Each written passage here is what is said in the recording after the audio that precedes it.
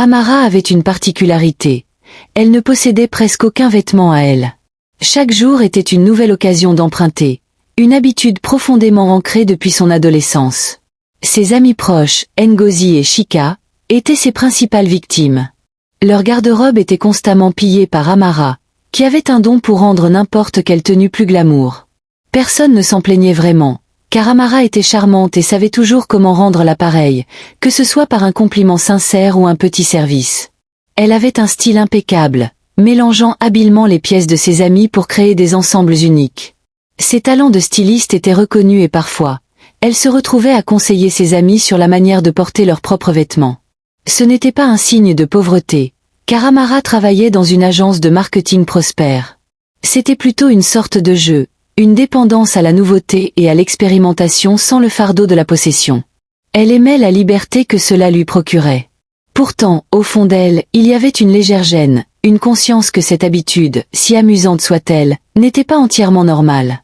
Elle se promettait toujours de s'acheter sa propre garde-robe, mais l'occasion ne se présentait jamais vraiment. Un soir, alors que le crépuscule peignait le ciel de Lagos de teintes oranges et violettes, Amara reçut une invitation qui fit vibrer son petit monde. C'était une invitation à une fête exclusive organisée par la très influente famille Okoro, connue pour son opulence et son goût impeccable. La fête était en l'honneur du retour de leur fils unique, Ade, qui venait de terminer ses études à l'étranger. Ade était le parti le plus convoité de la ville, et chaque jeune femme rêvait d'attirer son attention. Amara, elle aussi, sentait une certaine excitation. Elle savait que cette soirée serait l'occasion de briller, de montrer son style sans pareil. Cependant, l'excitation fut rapidement remplacée par une légère panique. Pour un événement d'une telle envergure, il lui fallait la robe, une qui la rendrait inoubliable. Elle passa des heures à consulter Ngozi et Chika, mais aucune de leurs robes ne semblait à la hauteur de l'événement. Elles étaient toutes magnifiques, mais Tamara cherchait quelque chose d'exceptionnel, quelque chose qui ferait tourner les têtes. « Il faut que tu trouves une robe qui te représente vraiment, dit Ngozi, voyant l'expression préoccupée sur le visage de son ami. Chika hocha la tête en signe d'accord, ajoutant qu'il fallait une robe qui raconte une histoire.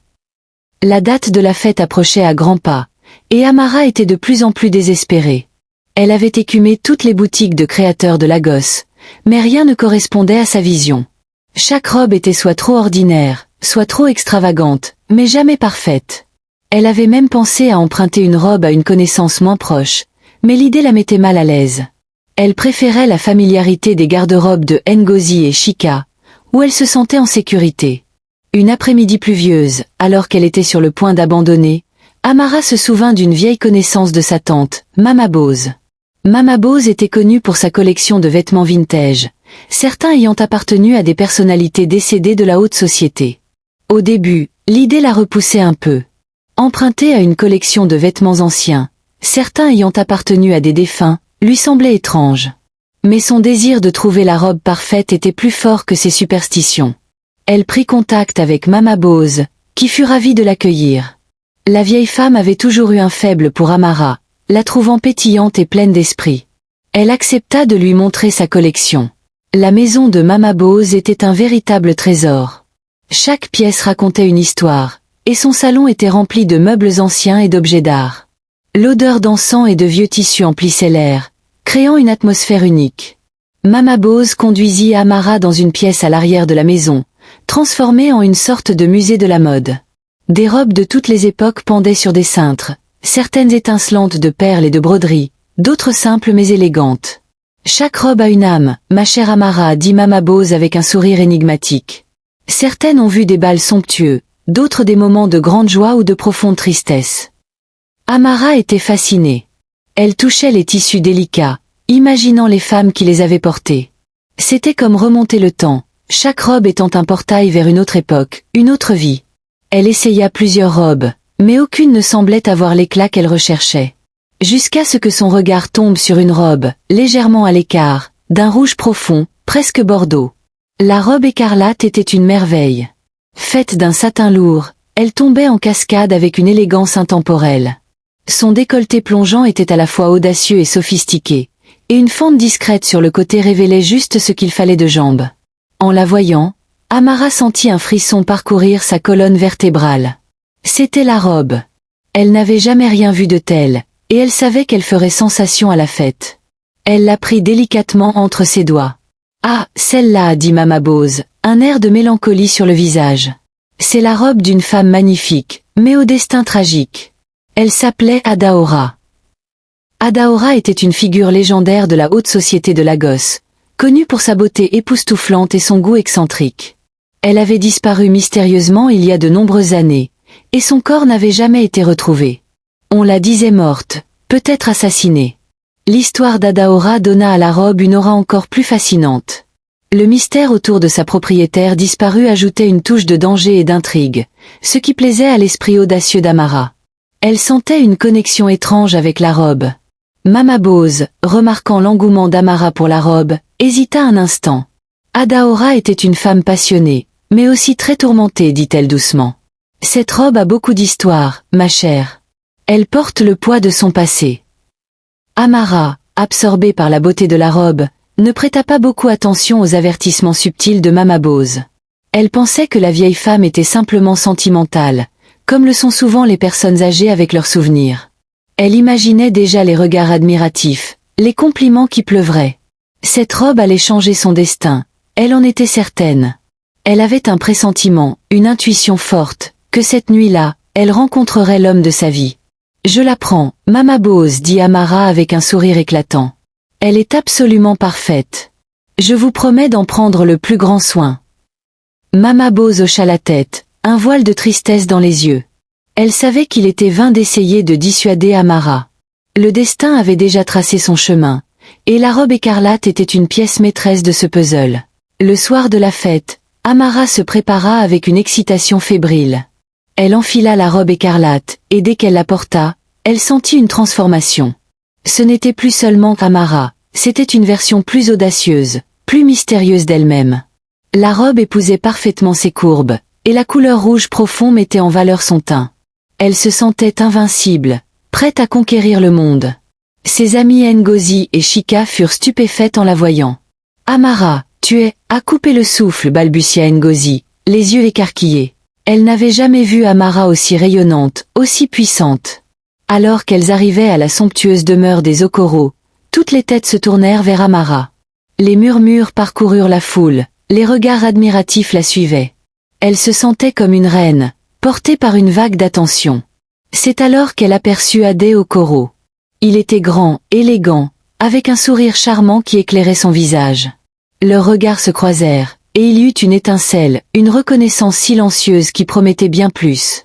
Ade Okoro, captivée par la vision d'Amara dans la robe écarlate, s'approcha d'elle avec un sourire chaleureux. « Je dois dire que vous êtes la femme la plus éblouissante que j'ai jamais vue, dit-il, ses yeux fixés sur elle. Amara rougit légèrement, mais garda son aplomb. « Et vous êtes l'hôte le plus charmant, répondit-elle avec un clin d'œil. Une conversation facile s'engagea entre eux, remplie de rires et de confidences. Ils dansèrent ensemble, leurs corps se mouvant en parfaite harmonie.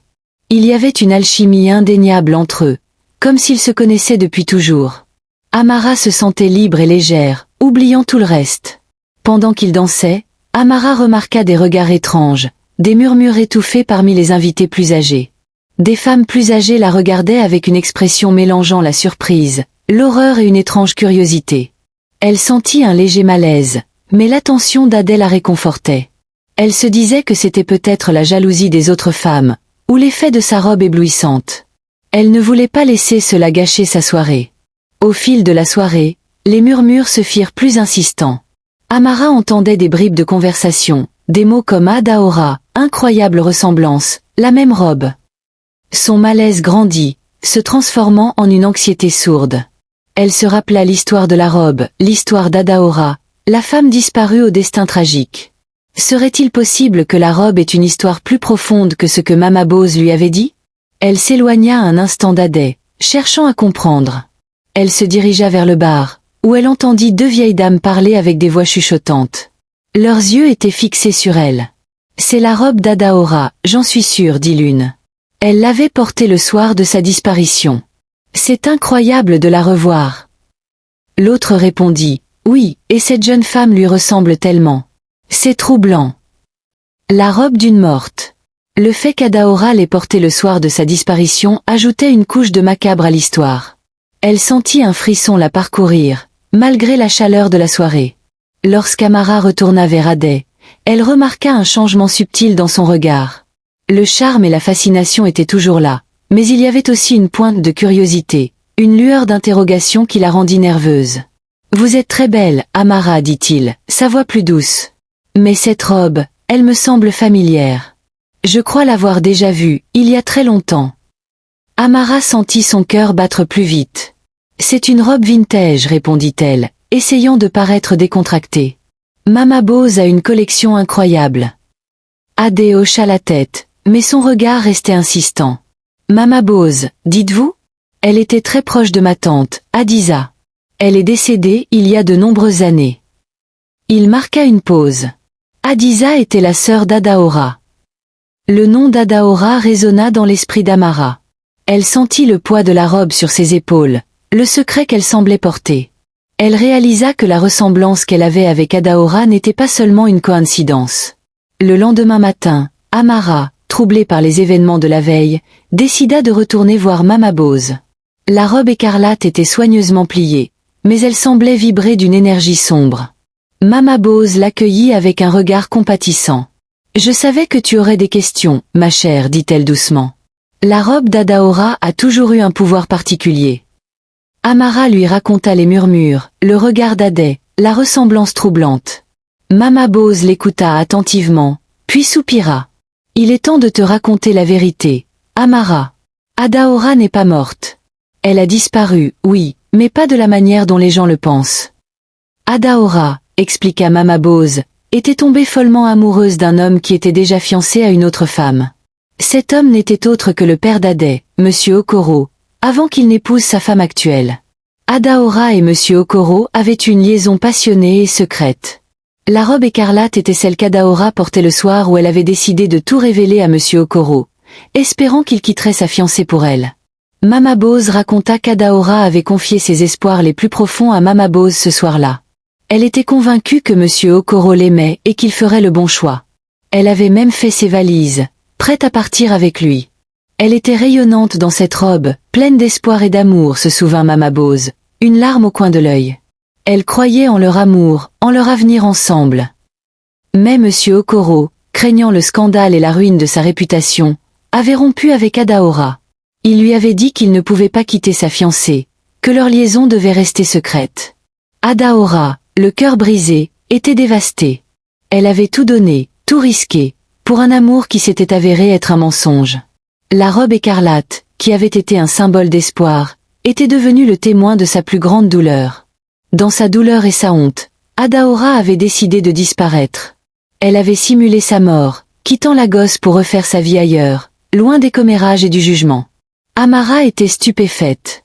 Le fait qu'Adaora était toujours en vie et que la robe était un symbole de trahison et de chagrin, était une révélation choquante. La famille Okoro avait gardé ce secret pendant des années. Mama Bose continua. La famille Okoro a orchestré sa disparition pour étouffer le scandale. Ils ont payé des gens pour faire croire à sa mort, et ils ont même fait courir la rumeur d'un meurtre pour détourner l'attention. Aday, ignorant tout de cette histoire, avait grandi avec l'idée que sa tante était décédée dans des circonstances mystérieuses. La vérité était bien plus compliquée, et elle impliquait son propre père. « Mais pourquoi moi, Mama Bose ?» demanda Amara. « Pourquoi cette robe? Pourquoi cette ressemblance ?» Mama Bose la regarda intensément. Adaora avait un amour caché, une fille. Elle a dû la laisser derrière elle. Amara sentit un frisson la parcourir. Une fille cachée? Les implications de cette révélation étaient immenses. Elle se sentait soudainement connectée à Adaora d'une manière qu'elle n'aurait jamais imaginée. Mama Bose, avec une expression grave, sortit une vieille boîte en bois sculpté. À l'intérieur, il y avait une photo jaunie. C'était une photo d'Adaora, jeune et rayonnante, tenant un bébé dans ses bras. « Regarde bien, Amara, dit Mama Bose. Ce bébé, c'est toi. » Elle, la fille d'Adaora? La vérité la frappa comme un coup de foudre. Elle n'était pas juste une étrangère qui avait emprunté la robe d'une morte. Elle était la fille de la morte, le fruit d'une liaison secrète et d'une trahison. La ressemblance avec Adaora, la fascination pour la robe écarlate, tout prenait un sens troublant. Mama Bose était la seule à connaître la vérité. Adaora, avant de disparaître, avait confié son bébé à une amie de confiance, une femme qui avait promis de l'élever comme la sienne. Cette femme était la tante d'Amara. Ta tante t'a toujours protégée, Amara, expliqua Mama Bose. Elle a gardé le secret toute sa vie, pour ta sécurité et pour celle d'Adaora. Amara était bouleversée. Toute sa vie était un mensonge. Ses parents, la femme qui l'avait élevée, n'étaient pas ses vrais parents. Elle était la fille d'une femme morte, d'une femme dont l'histoire était liée à la famille Okoro. Elle regarda la robe écarlate avec des yeux différents. Ce n'était plus juste une belle robe, c'était une relique, un témoin silencieux d'une histoire d'amour, de trahison et de sacrifice. Le secret était lourd, et Amara ne savait pas comment le gérer. Révéler la vérité pourrait détruire des vies, briser des familles. Mais garder le silence était également une forme de trahison envers elle-même et sa vraie mère. Elle se sentait tiraillée entre le désir de connaître toute la vérité et la peur des conséquences. Le scandale qui avait entouré la disparition d'Adaora était toujours une ombre sur la haute société de Lagos. « Que dois-je faire, Mama Bose ?» demanda Amara, sa voix tremblante. « La vérité a sa propre voix, ma chère. Il est temps qu'elle se révèle. » Amara savait qu'elle devait parler à Adé. Le fait qu'elle soit la fille d'Adaora et qu'il soit le fils de l'homme qui avait trahi sa mère, rendait leur connexion étrangement complexe. Elle le rencontra pour un café dans un endroit discret. Adé, charmée, ne comprenait pas l'urgence dans la voix d'Amara. Elle commença à lui raconter l'histoire, évitant de mentionner sa propre filiation. Elle lui parla d'Adaora, de sa liaison avec son père, de la robe écarlate, de sa disparition orchestrée. Adé l'écouta, le visage de plus en plus pâle. Il avait toujours respecté son père, le considérant comme un homme honorable. La révélation de la trahison de son père fut un coup dur pour Adé. Il se sentit trahi, choqué par le secret de sa propre famille. Il réalisa que sa vie, elle aussi, était fondée sur un mensonge. « Mon père, il n'aurait jamais fait ça » murmura Adé, mais il y avait une lueur de doute dans ses yeux. Il savait que l'histoire d'Amara sonnait juste, trop juste. Adé, le cœur lourd, décida de confronter son père. La tension dans la maison Okoro était palpable lorsqu'Adé, Amara et Mama Bose se présentèrent un soir. Monsieur Okoro, un homme d'affaires imposant, fut d'abord incrédule, puis furieux. Il nia tout en bloc, traitant Mama Bose de folle et Amara de manipulatrice. Mais le regard d'Adé était ferme, et la présence de la robe écarlate était une preuve silencieuse. Mama Bose, avec une dignité inébranlable, raconta l'histoire. Elle décrivit la passion d'Adaora, la promesse brisée de Monsieur Okoro, et la décision déchirante d'Adaora de disparaître. Monsieur Okoro, acculé, finit par craquer. Il avoua sa liaison, sa peur du scandale, et son rôle dans la disparition d'Adaora. Il expliqua qu'il avait agi par peur de tout perdre, sa réputation, sa fortune, sa future famille. La mère d'Adé, qui avait toujours cru son mari, était dévastée. Sa vie entière, son mariage, était une illusion. Le scandale menaçait d'exploser, détruisant tout sur son passage. C'est à ce moment-là qu'Amara décida qu'il était temps de révéler toute la vérité. Elle prit une profonde inspiration et annonça « Adaora n'était pas seulement la maîtresse de Monsieur Okoro. Elle était ma mère. » Le silence qui suivit fut assourdissant. Adé la regarda, les yeux écarquillés de surprise et de confusion. Son père, Monsieur Okoro, pâlit encore plus, réalisant l'ampleur de ses actions. « Tu es la fille d'Adaora » murmura Adé, son regard passant d'Amara à son père. La complexité de leur relation venait de prendre une tournure inattendue. Ils étaient liés par un secret familial douloureux. Monsieur Okoro, visiblement secoué, regarda Amara avec un mélange de peur et de regret. Il réalisa que la jeune femme qu'il avait rencontrée à la fête était sa propre fille, le fruit de son passé qu'il avait si désespérément essayé d'enterrer. La mère d'Adé était effondrée. Non seulement son mari l'avait trompée, mais il avait aussi un enfant secret. Sa vie était un château de cartes qui venait de s'effondrer. Le lendemain, la nouvelle de la révélation du secret d'Adaora et d'Amara se répandit comme une traînée de poudre dans la haute société de Lagos. Le scandale était énorme, secouant la famille Okoro jusqu'à ses fondations. Amara se retrouva au centre de l'attention, à la fois victime et catalyseur de la vérité. Elle était la fille d'Adaora, la femme disparue, la preuve vivante d'un amour interdit et d'une trahison déchirante. Adé, lui, était en plein désarroi. L'homme qu'il avait admiré toute sa vie s'était avéré être un menteur. Et la femme qu'il commençait à aimer était sa demi-sœur, sa tante, ou autre chose d'encore plus compliqué. La généalogie était un labyrinthe. Amara devait faire face à un choix difficile. Elle pouvait soit révéler son lien de parenté avec Monsieur Okoro, exigeant sa reconnaissance et peut-être une part de l'héritage, soit garder ses distances pour protéger Ade et sa famille. Elle consulta Mama Bose, qui lui rappela la résilience d'Adaora. Ta mère a choisi de se protéger, de se reconstruire. Tu as la même force en toi, ma chère. Monsieur Okoro, accablé par le scandale, fut contraint de se retirer de ses fonctions. Sa réputation était en ruine, et sa famille était brisée. La mère d'Ade, le cœur brisé, demanda le divorce, refusant de vivre un autre mensonge. Ade, déçu par son père, se retrouva à la tête de l'entreprise familiale, devant faire face aux conséquences du scandale. Sa relation avec Amara était tendue. Ils étaient liés par le sang, mais séparés par la complexité de leur histoire. Amara, quant à elle, trouva une nouvelle force dans la connaissance de ses origines. Elle n'était plus seulement l'emprunteuse de vêtements, elle était l'héritière d'une histoire riche et complexe. Elle décida de ne pas réclamer sa filiation publiquement, par respect pour Ade et sa famille. Elle ne voulait pas ajouter plus de douleur à une situation déjà déchirante. Elle voulait forger sa propre voie. Elle rendit la robe écarlate à Mama Bose, cette fois-ci avec un respect différent. La robe avait joué son rôle, celui de révéler la vérité et de libérer Amara de l'ignorance de ses origines. Amara, libérée du poids du secret, décida de changer de vie. Elle quitta son emploi et ouvrit sa propre boutique de mode vintage, inspirée par la collection de Mama Bose et son propre sens du style. Elle achetait et vendait des pièces uniques, chacune avec sa propre histoire. Elle racontait aux clientes les origines des robes, les invitant à embrasser le passé tout en créant leur propre avenir. Son succès fut immédiat. Les femmes de Lagos furent attirées par l'authenticité de sa boutique et la personnalité vibrante d'Amara. Elle ne voulait plus emprunter, elle voulait créer. Sa relation avec Ade resta compliquée. Ils étaient des amis, des confidents, mais il y avait toujours un non-dit entre eux, le fantôme de leur lien de parenté et du passé de leurs parents. Ade était toujours troublé par la révélation de son père, mais il admirait la force et la dignité d'Amara. Il savait qu'elle était une femme extraordinaire, quelle que soit leur connexion. Un jour, Mama Bose, les yeux brillants d'une émotion contenue, montra à Amara une lettre. C'était une lettre d'Adaora, sa mère. Elle avait appris la révélation du scandale à Lagos. Adaora, après des années d'exil volontaire, avait décidé de revenir. Elle voulait revoir sa fille, la femme qu'elle avait dû abandonner pour se protéger et la protéger. Amara était submergée par l'émotion. Sa mère, vivante. Après toutes ces années, elle allait enfin rencontrer la femme qui l'avait portée, la femme qui avait donné son histoire à la robe écarlate.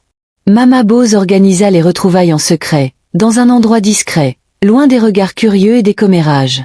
Amara était nerveuse, mais aussi remplie d'une anticipation joyeuse.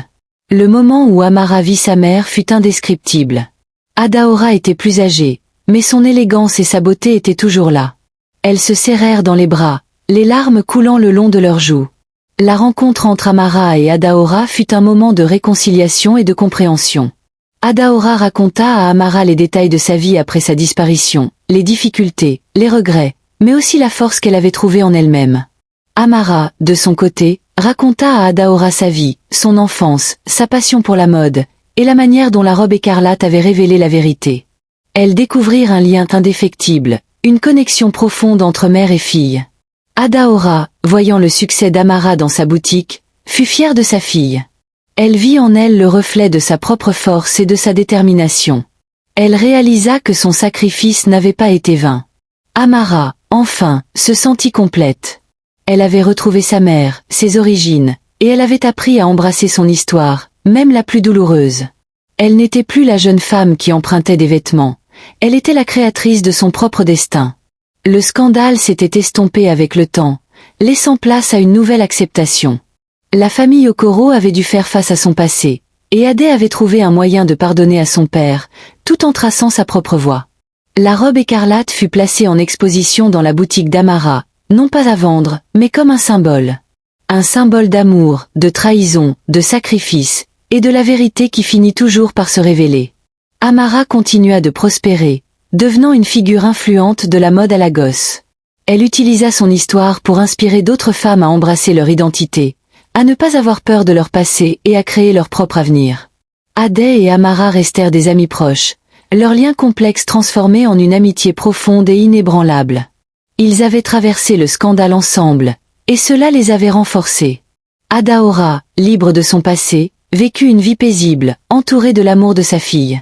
Elle était une source d'inspiration pour Amara, une preuve vivante de la résilience et de la force des femmes. La robe écarlate, l'objet qui avait tout déclenché, restait silencieuse, mais son histoire résonnait dans chaque recoin de la boutique d'Amara, un témoignage éternel du pouvoir des secrets et de la quête de vérité.